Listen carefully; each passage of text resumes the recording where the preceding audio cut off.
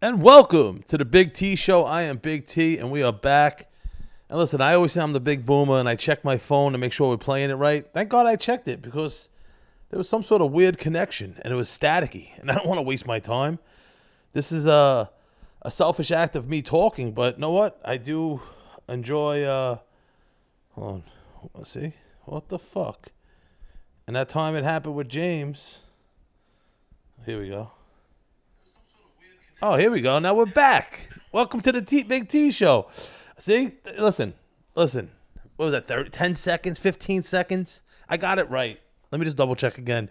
I was smoking $600 an ounce fucking weed. I smoked a $600 ounce of fucking, not a whole ounce, a cannon today. I am back at the Mr. Med hat on. Mets are doing good, chugging right along. Missing fucking pitchers, and they just keep winning. I really like this team, even though they're not super, they're not hitting, but they're still winning. They're a fun team. It's Sky Cohen spending money, billionaire. I love it. Let me crack a window. It's a dated reference. If you hear sound, it's New York City in the fucking almost summertime. It's beautiful out. I got all the windows open. I got the doors. You got the train. You got the planes. You got fucking my neighbors, you know? Well, I'm not dealing with this, but yeah, no. Listen, I could have went to an open mic tonight.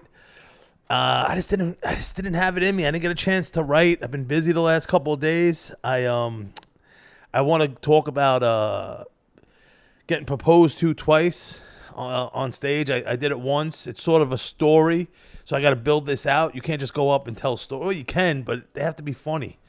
And it's funny. It's I'm working on it, but I didn't get a chance to build on it. And you know, I love going to Eastville on Tuesday, Joe Gorman, and just listen. You go to different mics, you see different people, or the same people, but different people at different mics, and there's a community, and it's fun, and you see people you know, and you laugh, and we're all there to tell fucking stupid jokes, and it's just fun, man. I love open mics. Listen, you want to perform, you want to be on shows. What the fuck are you gonna do? Unconsensually force yourself on shows, or do an open mic and hopefully get better? You know, so I was like, know what? I can do this story about two ladies proposing to me in my life looking like this. Or I can come up here and have a selfish act of me talking for 30 minutes, 35 minutes, try to be on. And I'm going to do a podcast in Bushwick tomorrow. So I'm like, know what? Save me the trip to Brooklyn. I can do this, create some content. This is therapy for me. You know what I mean? If no one watches, I feel good. I walk down the stairs, I breathe. I'm not sure if that's how therapy works, because the times I went to therapy, these shitheads tried fucking committing me to the MICA program at Coney Island Hospital because I told them I stopped drinking. I stopped doing blow. And they're like, oh, well, we have to check you in here. Like, yo, asshole, I don't need your help. I'm here. Like, you know what I mean? Like, yeah, we already went over that. Like, I tell people, like, yo, you go to therapy? Like, what happened? Like, they tried committing me.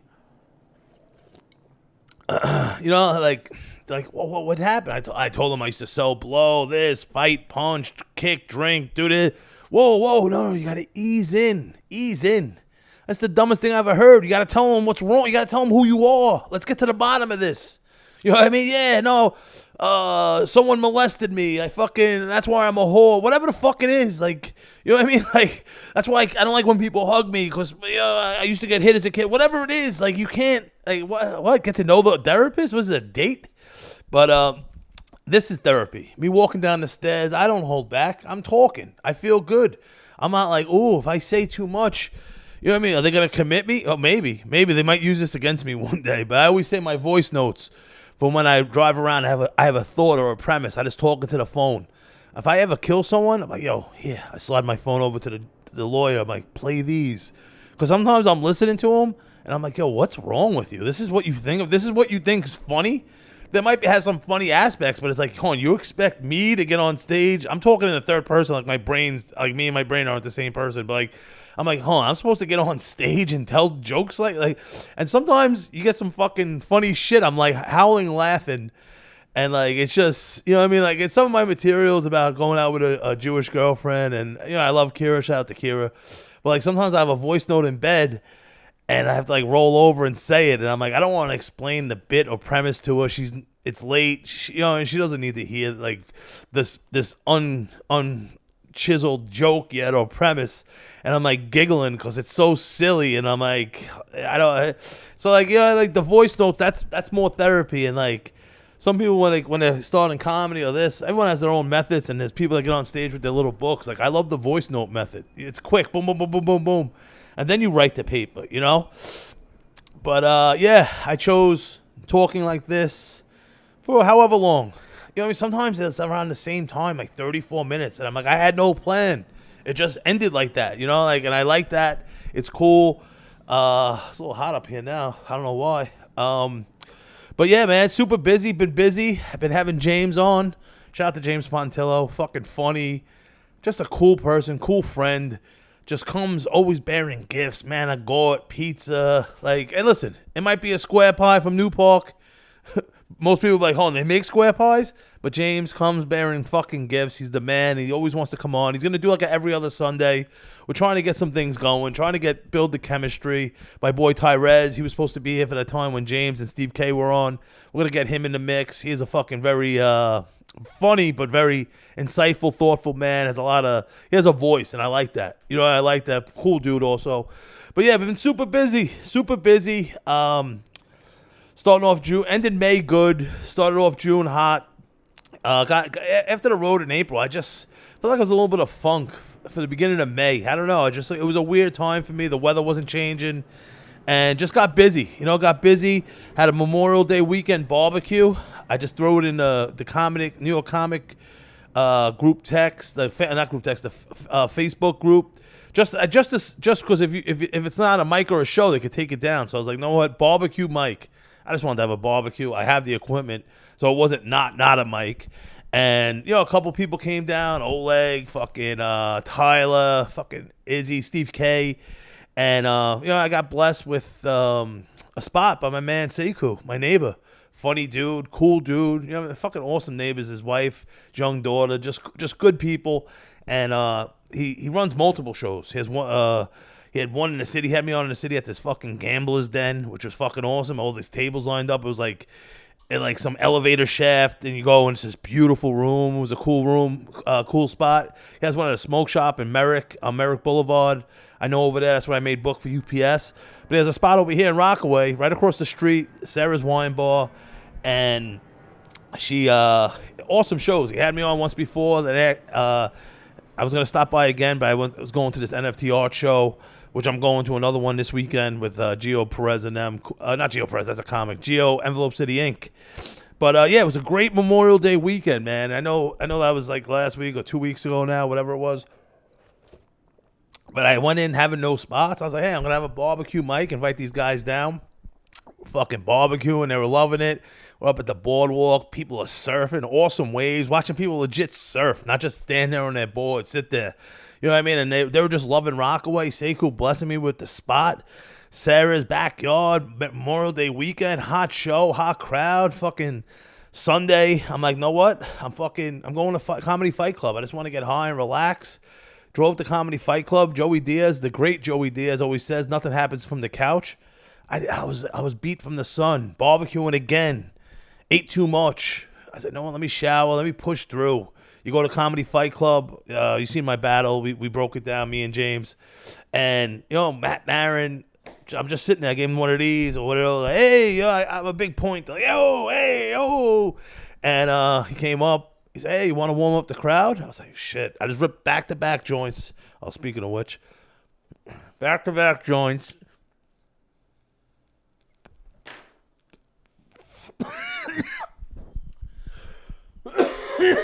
I ripped back-to-back joints because I was like, I'm just coming to laugh. I love Fight Club, roasting each other, funny shit. People not roasting good, eating shit. I like that. It's not all pretty, but most of the time it's pretty good. People put the work in. I got to warm up the crowd at the stand. I got a decent tape. You know what I mean? Like I just it was a solid set. You could always get better. Jokes are never done. And I'm just so grateful for that. You know what I mean? Like, you have to get off the couch sometimes. And I went from not having anything Memorial Day weekend to boom, fucking getting hosting for Sekou and then warming up the crowd for the stand. Fucking beautiful things, man. And I'm so appreciative to the friends I make in comedy and and in life and shit, you know, and like I always talk about the comedy cunts. Listen, there's a plenty of them, but I'm meeting new, awesome, cool people. You know what I mean? Like the DMT tour, just a lot. I can go on, and I will. You know, like even this weekend, I had 2 shows. Shout out to Ryan from the Ryan Show, my man. Had me hosting for Eli Canna Aficionado, his Jokes and Tokes in Long Island. Seeing Nick Tellelli, Joe Wenshow, Joe Mahoney, like just Renee Fuentes, all people I know that are friends and I love watching perform and legit like cool with and like supportive of each other and like you're around other funny motherfuckers, so you gotta elevate your game. Like you know what I mean? Like it's like some sort of like baseball like batting practice. Like, oh, you're going up next. Like you want to hit the longest yard. You want to crush in front of people that you know are funny, and that we became friends, man. And they're just some funny motherfuckers. And before that, I every year for Mr. Cheek's manager D2 Unk in South Ozone, South Jamaica, whatever. I think it's the same area, and it's usually Father's Day, and we have a backyard barbecue show. And like, I brought a couple of comics on me, like, "Yo, Pharaoh, how do you know these people?" And I'm like, the Where's Wild are the only white dude sometimes, except for maybe Ryan. And like, what are you, the plug? Like, you know what I mean? Like, no, these are people I know. They're fucking cool. We started one year with having some comedy for his barbecue, and it's just cool people, man. And with the conflict of two shows in one day, I didn't know if he still wanted me to come. I reached out to Lawrence Reese, this funny fucking comic from the Bronx. Just fucking, it's him and these other comics. Their Instagram is so fucking fun to watch. Cause I don't drink anymore, you know, and like they're always out partying. They're at the cool spots. They're in the Lower East Side. They're everywhere, and it's fun. And he came through. We brought a bunch of comics, and I'm just so appreciative, man. Like I still have so much work to do and a long way to go, but it's just so happy that I'm making more friends. People that maybe a year, 2, 3 years ago, as we're all coming up, different ages, different races, size, colors, and creeds, and you know what I mean, fucking just people hitting their stride. You see someone that maybe I saw at the Creek in the basement, like when they first came to New York. You see them doing good, more and more shows, and it's fucking a beautiful thing, man. It really is, and like them coming through when in a pinch, and he brought fucking some hilarious comics. We burnt it down in South Jamaica, Queens. Then I went to the Jokes and Tokes and some comics that I fucking know. Awesome set. You know, it's just it's a little sad because you know I miss my other friends that I grew up with that I don't even really see anymore, and that gets me sad because there's a meme. There's a time that you went out with your friends as a kid. And you guys, no one knew that was the last time you guys were going to hang out. And I see it from time to time popping up on my feed. And it's such a sad meme. You know what I mean? It's not like, oh, children died. Oh, this person has cancer. It's not like sad like that. It's like, it's so truthful and factual that it hurts. You know what I mean? Like there's a time you went out. Maybe it was at dinner or as an adult or as you're older or whatever. That was the last dinner you had. You didn't realize that was the last Met game you went to. And you didn't realize that day when you left to get on the Van Wyck, like, oh man, this is just another Met game with blah, blah, blah. That could have been the last time or the last meal with whatever the fuck it is. It's such a sad meme. And like, I'm making new friends, but I feel like I don't get to see my other friends that, you know what I mean, that held me down or knew me forever or we're still friends. We're never going to be enemies. There's always love. But you don't get a chance to see him as much, and that's a little sad to me, you know. And I always go back to every 7 years you lose 50% of your friends, and I was saying this number for a little while now, and people get so taken back, like, oh no, I love me and my friends, blah blah blah. Well, listen, if you're true to the word friend and friendship, not an acquaintance, not someone you follow on Instagram. Not someone you see at Stop and Shop once in a while. Like, you lose 70, 50%. And this is on average. Some people lose 0. Some people lose 100. So that's 50%. You know what I mean? Some lose 75. Some lose 25. Or I don't know if that's the right math. Well,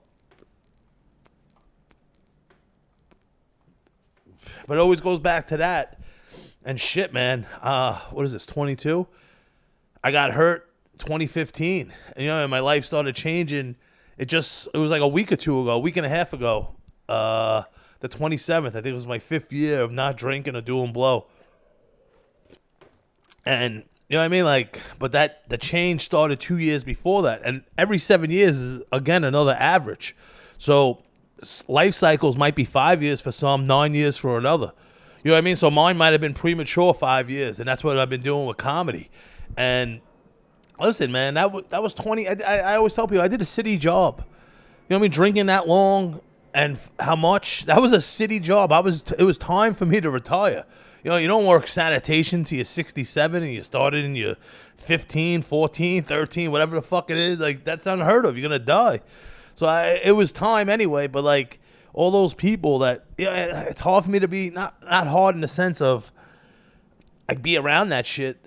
It's just like, I don't want to be around that. I'd rather be on my couch or go to open mic or, I don't know. I like hanging out with comics. You know what I mean? Like, and I still like hanging out with my friends. Don't get me wrong, but like the old me, the stuff I used to do, it's just, I don't know, man. It goes back to that meme. You know what I mean? Is it raining? It goes back to that meme. There's a time you've went out with someone and you didn't realize that was the last time you ever gonna hang out with that person. Not ever, but the friendship was like sort of over. And like, listen, 7 years, you're zero, right? You come out, you're a baby. 7 years from then, you usually start school, right? Around 7-ish, like kindergarten or the real age. Then 7 to 14, you start getting hair where their hair wasn't, And then 14 to 21, wow, you're drinking legally. 21 to 28, 7 years, that's when normal people start settling down. I was just hitting my stride drinking, And then 28 to 35, that's when those people start getting divorced. And then 35 to 45, the second marriage. I don't know. But you see the trend in life cycles. If you break it down, that's simple. And shit, man, it happens with friendships. And, and if you're honest with the word friendship, it's a little sad. But know what? It's life, man. People move on. Family, they move in general. And listen, as long as you're not enemies, it's not the worst thing. Like, as long as people don't get butthurt over it, like, oh, you never call me anymore. Like, fuck you. I was on the fucking road or this, or you can call me. I'm driving. You know what I mean? Like, or whatever it is. But, I'm good. It's just, I'm not sad. It's sad. I'm not sad. You know what I mean? Like, it's sad because I miss these people. People I spent 20 something years with, even longer. In the trenches, sometimes up for 3 days partying. But like I'm trying to be famous. I thought it was raining out there. I got all the windows open, but I'm trying to be famous. And that sounds shallow, but like I want to be famous. I want people to know who the fuck I am, and laugh. And like it little by little things happen. Like I was getting Super Burrito. I'm walking out. I just give a head nod to the guy that's walking in. I just do nice things. And the guy's like, hold on, you're not comedians? Some Spanish guy I never seen in my life. He goes, you do stand-up, right? He goes, yeah, I saw you once. You're fucking hilarious. Like, I don't know how. You know what I mean? Like, I was like, oh, thanks, man. Like, I live for moments like that. You know what I mean? Not, yeah, getting recognized, but recognized for being fucking funny. You know what I mean? And, like, I love that. And, like, just being around certain comics that are funny and even getting compliments from them. That, you know what I mean? Like, I love being funny. You know what I mean? I want to be known as one of the funniest motherfuckers. Like, just, I know it's such a simple thing, but such a hard thing because, oh, that's all you want to be. Yeah, that's all I want to do. I want to make people fucking laugh, man. And, it's this little reflection on 7 years and friendship. It's not the worst thing if you lose some people over trying to be famous to make people laugh. You know what I mean? Like, it's not like, oh yeah, I drowned the most kittens this year. Like, no, I'm trying to be fucking. I couldn't hang out with you because I was doing weird shit. No, I'm trying to be a comic, man. But listen, regardless of all that, 7 years and friends, I'm always gonna be good because, I got a great woman at home, great girl, great woman, great girl. Yeah, you're not even allowed to say woman anymore. That's stupid. Woman, like not the word woman, like the fact that you can't say that, I feel that's fucking stupid. But like, I got Kira, man, and it was just Kira's birthday, and like, I've dealt with recently relationship wise, some shitheads, and and some earlier on in life, I was out of control drinking, so I probably destroyed or drove some poor fucking girls that didn't deserve it crazy, but God got me back with a beautiful, awesome girlfriend that loves my jokes, loves not all the time hearing my bits, but know what?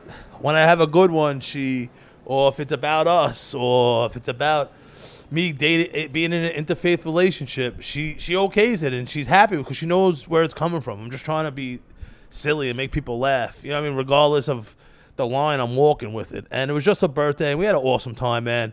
We went to this place, Summit in Vanderbilt. I don't even know, one Vanderbilt place, avenue. It's by the Grand Central Station.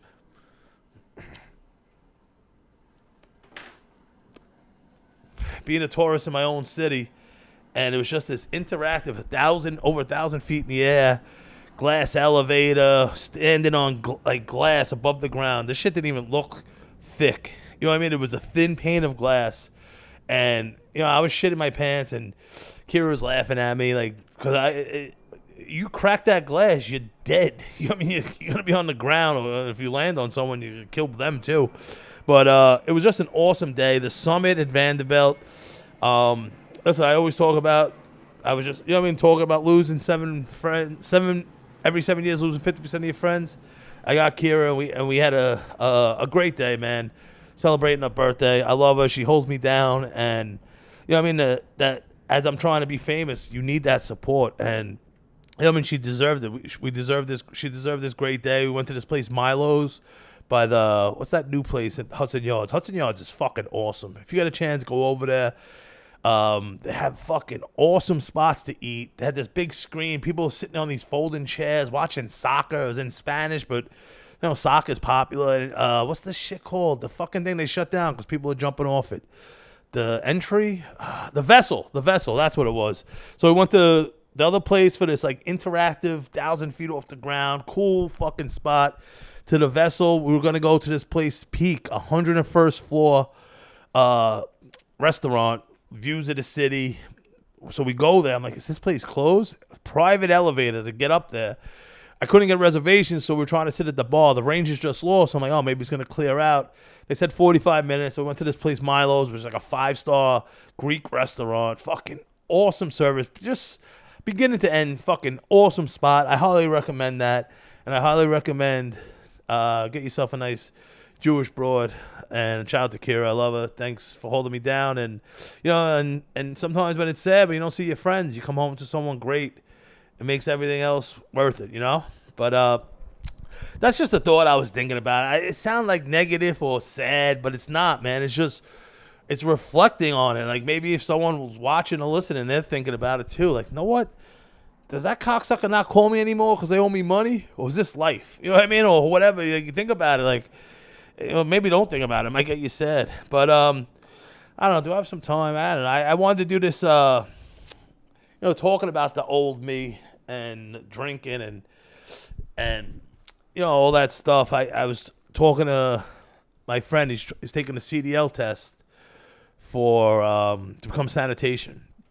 And once he texted me this, I remember when I was going for the CDL test to take my to be on the sanitation. It was like 99, and out of control. This is before getting the DUI in my UPS uniform and fucking up the fire department 3 days before the interview after passing the physical, not the breathalyzer, the Stairmaster part, but the oxygen mask on. My fat ass passed that. Skinny people were failing it.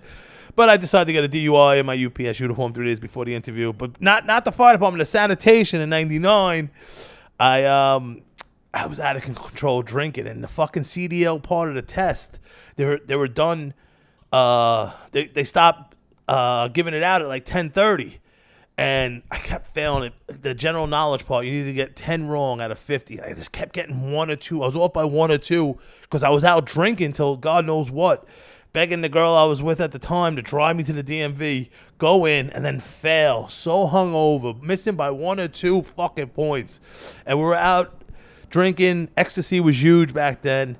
And I don't know, I just we were like 7, 8 in the morning maybe. And my brother had a gray T-Bird, a Thunderbird, a T-Bird. That's my friend's wife. Shout out to T-Bird. A gray Thunderbird.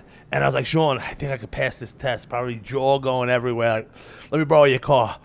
And for whatever reason, he believed in me to think that I would pass this test, drinking and ecstasy E-bombed out of my shorts the next morning, still out partying still. We're at some girl's house at after hours.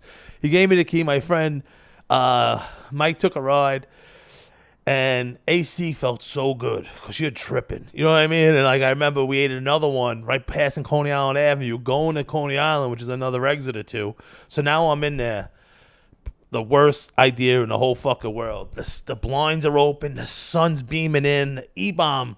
I'm dripping sweat. They have to think something's wrong with me. I go up. I'm like, just give me my license back. They're like, no, you have to stay for at least 10 or 15 minutes. Some rule or some bullshit. So I got my license back. We fucking get back safely somehow. Now, like, after going to sleep, after probably being up for a day or two, my brother's like, get your shit out of my car. Like a Warbounds bag with, like, the CDL booklet and, like, fucking just nonsense, pencils or whatever I needed to try to pass this stupid fucking test. So he gets the shit out of the car. He gives it to me. And I'm, like, looking at it. And, like, back in the day, like, when there was typing classes, I would, like, type. I would, like, space, type. And I would, like, create a dick comment or write fuck you or suck my dick in typing, like just spacing and typing. I don't know if you ever did that or some fucking nonsense I did. And I'm looking at it, I'm like, someone else does this like I did in high school or junior high school? And then I'm looking at it, it says general knowledge answer key. I'm like, what? I don't know how. I'm looking around, I'm like, what? I thought it was like some sort of fuck you or a dick coming in typing codes or some shit, like spaced out. And I'm like, what? No way. How the fuck? I was so fucked up. Who'd I run into that I got this general knowledge answer key for the fucking CDL test and I keep fucking failing? So I go back the next time. I wrote the answers on my sleeve and I wore a long sleeve shirt. Failed. And I think there was like 3 answer keys or 3 master keys or whatever. I did it again one more time. Passed. Boom. I don't remember how. Like, did I bump into someone leaving it all ecstasy out of my shorts and they had a folder and the folder let out every paper like in a 90s movie and I lifted it up and I'm like, oh, sorry, sir, have a good day. You too, young man. And like, I just threw it in my bag and somehow I got the general knowledge answer key. This mystery has, for 20-something years, have bugged me out and brought me back. My friend said he's studying for the CDL test. I wish I still had that answer key. You know, help my man out. It's probably the same with this stupid fucking city. But you know what I mean? As reflecting on the old me and stuff like that, this CDL thing came up. I just wanted to share that. And listen, I'm going to try another part of the show. There's a show that I might be doing with James. I love current events. You know what I mean? Like who, what, when, where, why, and how. And like I think I'm going to do like maybe like a Whedon review, like a weekend review, but a Whedon review. Fun, silly stories or whatever's really going on that, I don't know, that stuck out to me. And like I got a couple from this week. We're just going to do a couple of them, end on that. But Deshaun Watson, quarterback of the Cleveland Browns, formerly of the Houston Texans, they traded a shitload of draft picks, gave him a $250 million guaranteed contract, facing, at the time, 22 sexual assault allegations during a fucking pandemic. He loves going for massages, and who knows what happened afterwards? Who knows what happened? Did he sexually assault? And now his lawyer, who I think defended Roger Clemens, Rusty Hardin, said happy endings aren't illegal.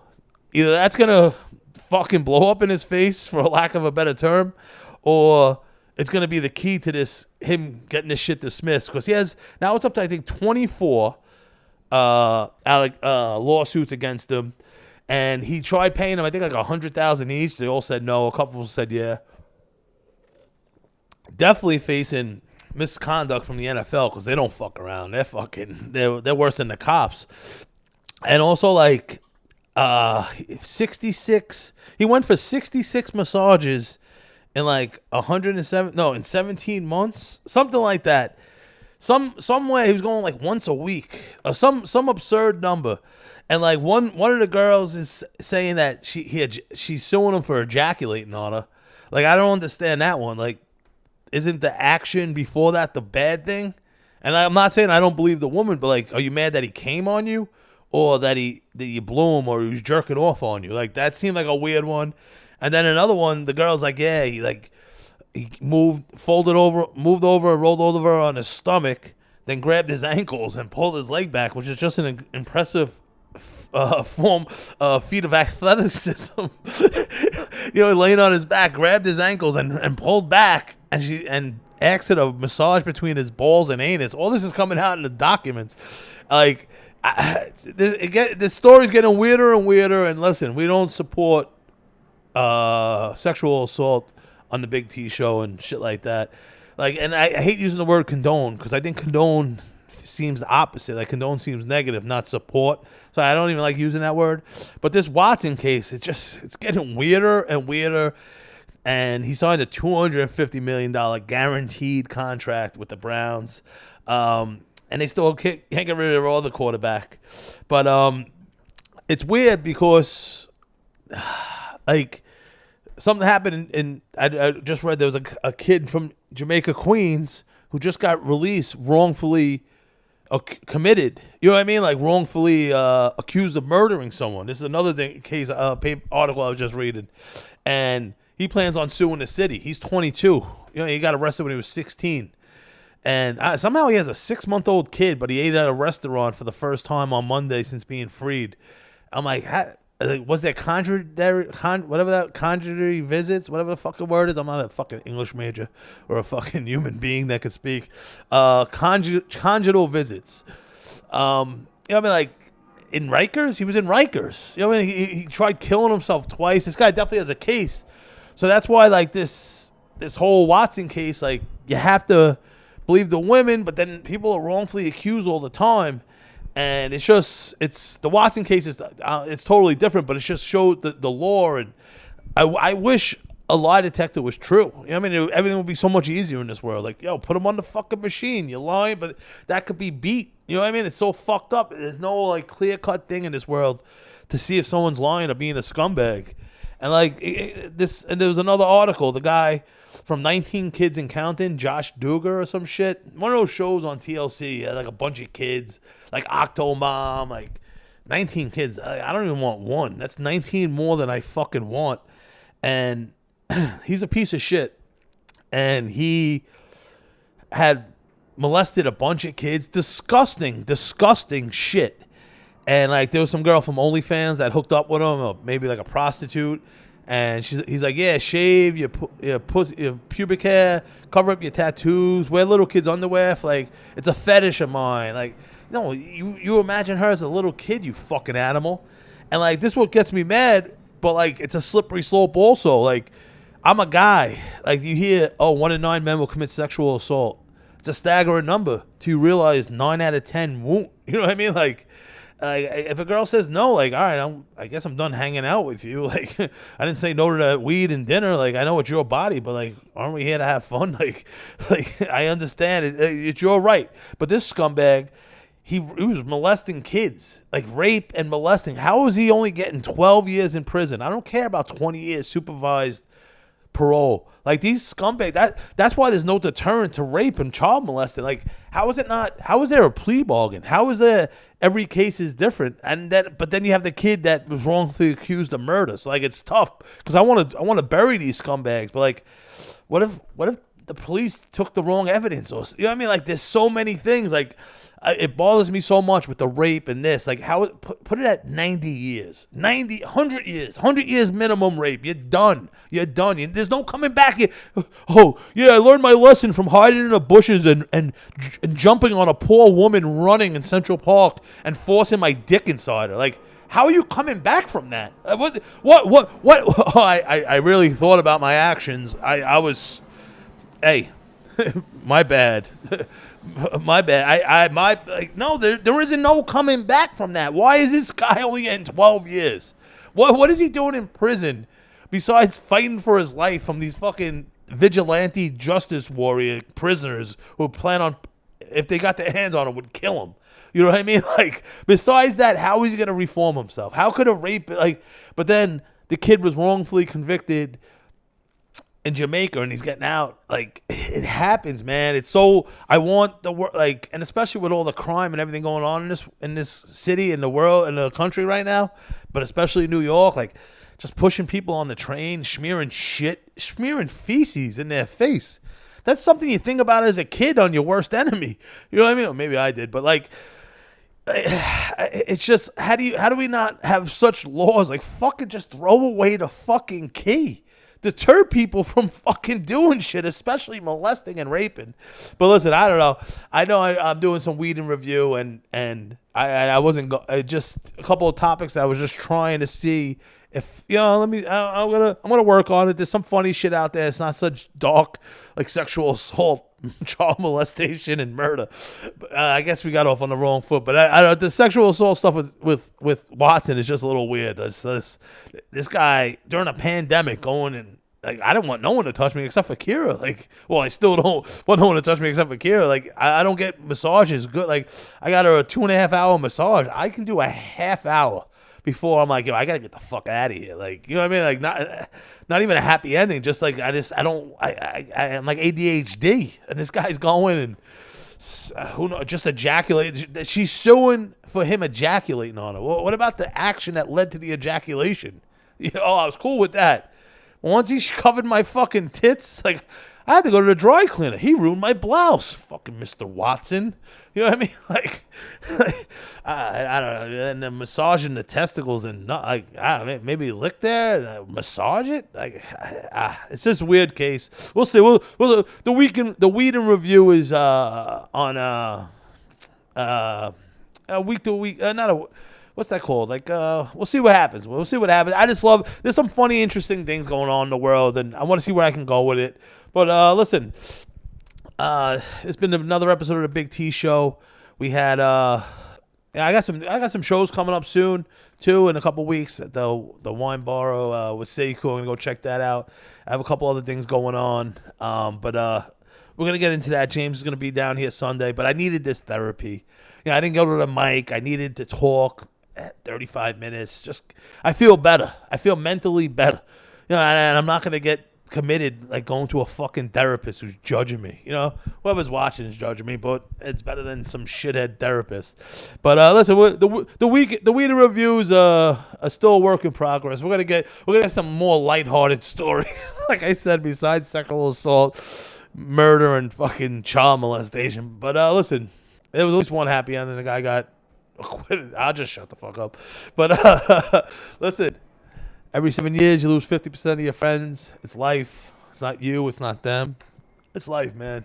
You just, I mean, the new thing I've been going with also, the only thing constant in life is change. And if you don't believe in that, you need some change in your life.